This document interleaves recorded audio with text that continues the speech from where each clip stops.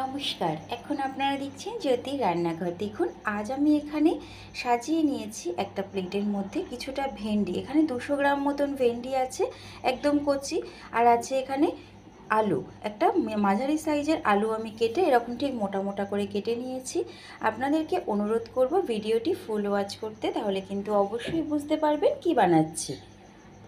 এখানে নিয়েছি কিছু মশলা বেটে, আছে এখানে জিরে, আছে 1 ইঞ্চি পরিমাণ আদার টুকরো আর 3টে কাঁচা লঙ্কা। এটা একটু সামান্য জল দিয়ে মিক্সার গ্রাইন্ডারে পেস্ট করে নিয়েছি। প্রথমেই দেখুন গ্যাসে কড়াই বসিয়ে দিয়ে দিয়েছি সর্ষের তেল। এই রান্নাটা আমি সম্পূর্ণ সর্ষের তেলে করব। তেলটা ভীষণ সুন্দর গরম হয়ে গেছে। গ্যাসের ফ্লেমটা দেখুন আমি কমিয়ে দিলাম। একে একে আমি এখানে আলুগুলো দিয়ে দেব। খুব চটজলদি হয়ে যাওয়া একটা রেসিপি আর সকলেরই ভীষণ পছন্দের। আলুটা সুন্দর লাল লাল করে গ্যাসের ফ্লেমটা মিডিয়ামে করে ভেজে তুলব।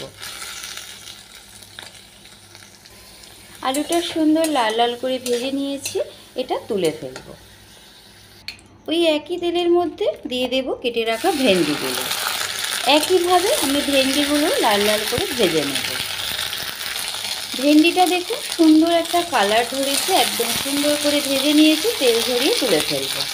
ওই একই তেলের মধ্যে দিয়ে দিচ্ছি আমি কিছুটা ফোড়ন। দেখুন এখানে আছে 5 ফোড়ন।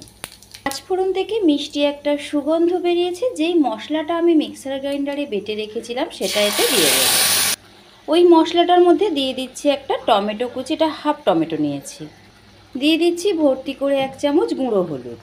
দিয়ে দেব হাফ চামচ পরিমাণে কাশ্মীরি রেড চিলি পাউডার। দিয়ে দিচ্ছি ভর্তি করে 1 চামচ নুন, পরে দেখে লাগলে আবার অ্যাড করব। একদম কম মশলায় ঘরোয়া মশলা দিয়ে দেখুন চটজলদি একটা কিন্তু খুব সুন্দর স্বাদের রান্না হয়, যা আমাদের সকলের অতি প্রিয়। আমি কিন্তু ওই ভেন্ডি ভাজা আলু ভাজার তেলটার মধ্যেই সবটা করেছি, আর কিন্তু বেশি তেল দেব না। এবার মশলার কাঁচা গন্ধটা যাওয়া পর্যন্ত আর তেলটা ছাড়া পর্যন্ত অপেক্ষা করব। এই সময় কিন্তু গ্যাসের ফ্লেম একদম কমানো থাকবে।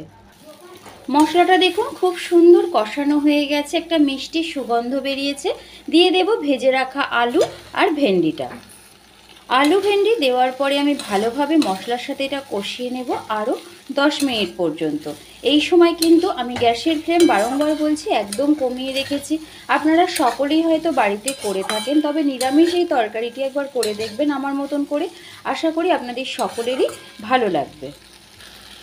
সম্পূর্ণ মশলা কষানো হয়ে গেছে ভেন্ডি আলুর সাথে, দেখেই বুঝতে পারছেন তরকারিটা কিন্তু কতটা লোভনীয় হয়েছে। সকালবেলা অফিস টাইমে বা অফিসের লাঞ্চ বক্সে এইরকম তরকারি নিয়ে যাওয়া যায়, অফিসে যাওয়ার সময় একটু খেয়ে যেতে পারবেন ভাতের সাথে। এইবারে মিশিয়ে দেব জল। দিয়ে দিচ্ছি 1 কাপ পরিমাণে গরম জল, সামান্য একটু আগে দিয়েছি, এখন আবার দিয়ে দিলাম। আলুটা দেখে নেব কতটুকু। দেখুন মোটামুটি সেদ্ধ হয়েই গেছে কষাতে কষাতে। বাকি আলুটুকু সেদ্ধ হওয়া পর্যন্ত আমি অপেক্ষা করব। এই সময় কিন্তু অবশ্যই নুনটা দেখে নেবেন কেমন ঠিকঠাক আছে কিনা। দিয়ে দেব সামান্য একটু চিনি। নিরামিষ তরকারি একটু চিনি দিলে কিন্তু খুব ভালো লাগে খেতে। দেখুন সম্পূর্ণ তরকারিটি কিন্তু রেডি হয়ে গেছে, কত সুন্দর লোভনীয় দেখতে হয়েছে।